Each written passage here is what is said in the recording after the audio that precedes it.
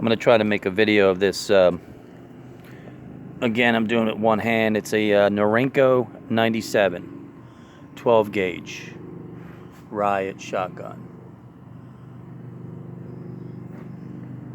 It's in really good condition. It's going to be kind of hard here, but see, it just has a couple little tiny scratches on the stock. And it has one little tiny scratch right there. Very minimal shot. It's got a 20.5-inch barrel. And again, it's 12 gauge. This, believe it or not, was made in Japan. If none of you know the Norincos. This style shotgun was a remake of the Winchester 1897. It has a bolt, so when you pump it, this is an exact copy of a Winchester 1897. So when you pump it, let's see if I can do it here. I don't know if I can with one hand, because it's locked. Hold on.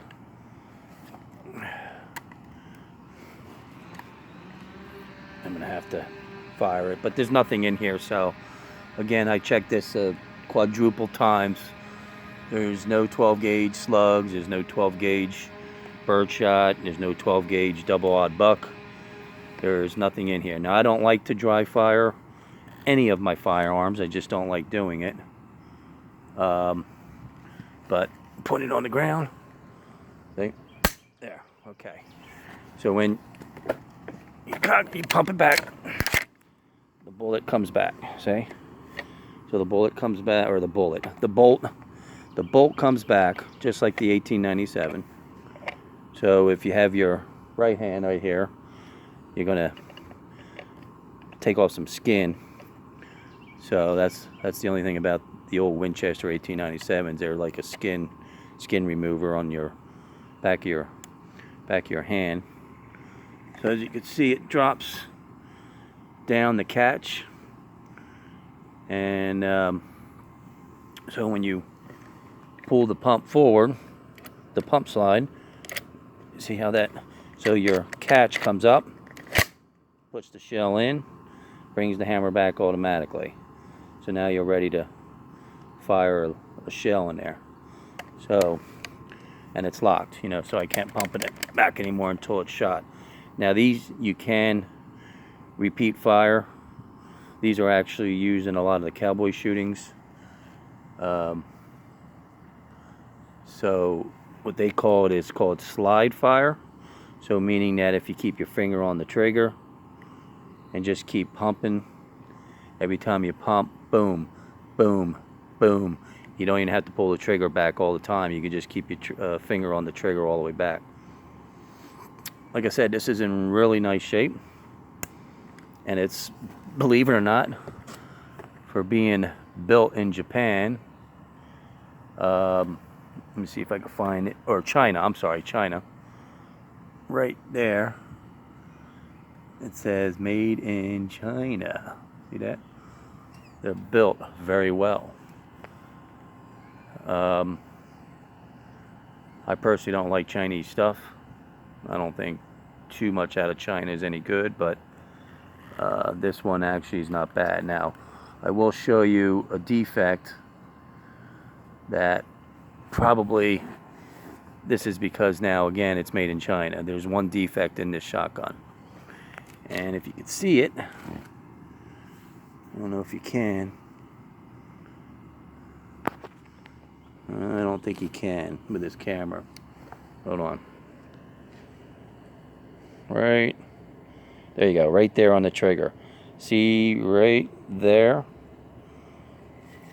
If I could bring this out. It's like really hard to do with one hand. Alright. So right there. There you go.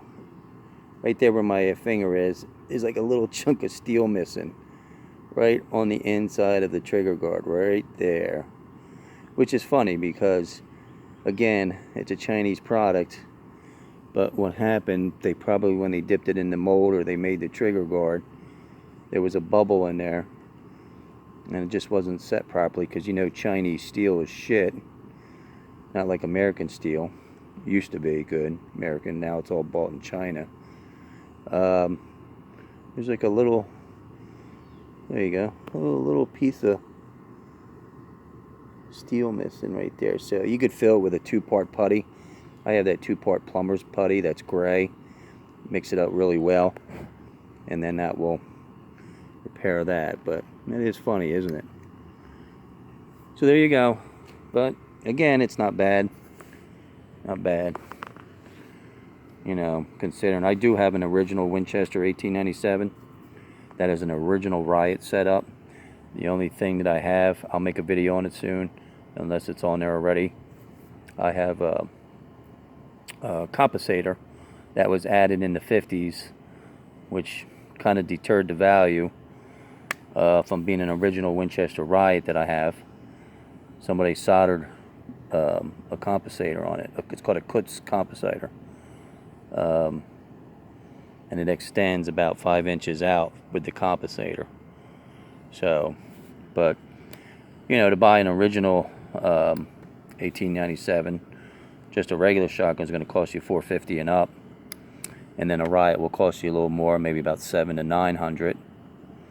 And then if you want to go to the Winchester 1897 trench gun, which was used during World War I and World War II and even the Vietnam War, it's going to cost you $1,800 plus, maybe $2,000 or $3,000, depending on the condition and with a bayonet and the hand guard. This originally had a trench gun hand guard on it, and that's why you don't see a beaded sight. But I'm going to put a new beaded sight on it. So the beaded sight actually comes off, and then it goes on to the hand guard, which comes over the top of the barrel here, and then there's 3 screws that tighten the hand guard, like tight to the barrel. And then of course it has the bayonet lug and all that, but I didn't like that. I didn't like that setup on here. So there you go. Pretty nice.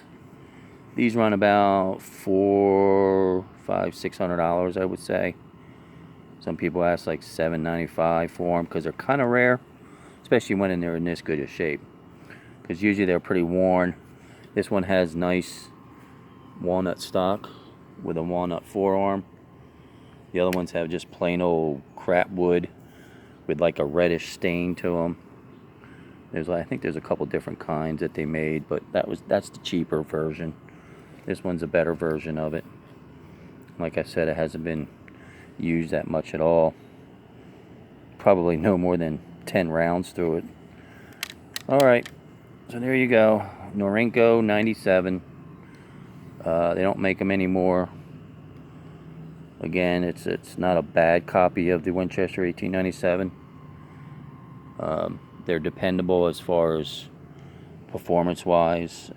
Just keep them clean and keep them really good oil, and you'll get many years out of it. But again, this is puzzling me with this trigger guard. Now there's a little piece of steel missing. Hope you enjoyed the Norinco 97. See you later.